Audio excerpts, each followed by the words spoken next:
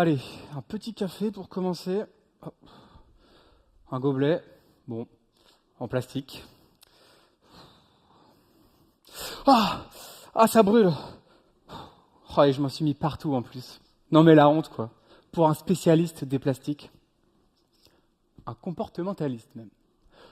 En fait, quand j'ai versé le café chaud, le gobelet est devenu tout mou.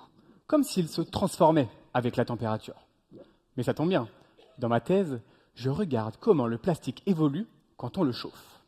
Mais pas le plastique des gobelets. Ceux beaucoup plus sensibles. Ceux qu'on retrouve dans les écrans de téléphone, dans les batteries. Eux aussi, ils chauffent. Le problème, c'est que dans un écran de téléphone, le plastique est ultra fin. Environ 1000 fois plus mince qu'un film alimentaire. Alors, vous allez me dire, comment étudier des individus aussi petits? Eh bien pour ça, j'utilise un outil de pointe. Le microscope à force atomique. Ah, ça rigole moins d'un coup.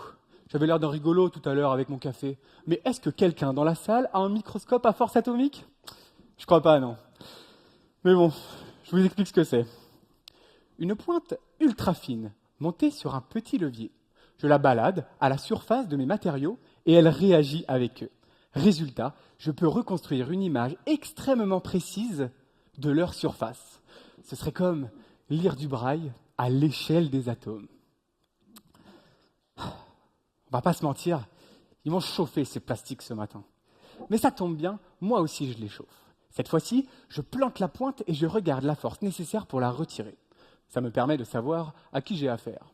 Je commence à 30 degrés et je monte jusqu'à 150. Et là, je remarque qu'à certaines températures, le plastique change de personnalité. Prenons l'exemple du polystyrène. Un individu d'apparence bien ordinaire. À température ambiante, il est rigide, cassant, bref, un vrai dur. Mais lorsque l'on dépasse 100 degrés, il devient un vrai mou.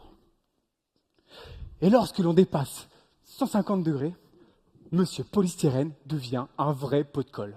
Le genre de type dont ma pointe a du mal à se débarrasser. Mon travail, c'est de repérer exactement ces changements de propriété. Et sur des films aussi fins, c'est pas toujours facile. Parce que, selon l'usage, on n'a pas besoin du même comportement. Un dur, un mou, un collant. Alors oui, ce matin, un gobelet m'a trahi. Mais grâce à mes analyses, je sais désormais quand et pourquoi il a changé de comportement.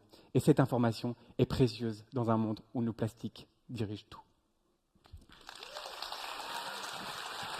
Adrien Delanoë.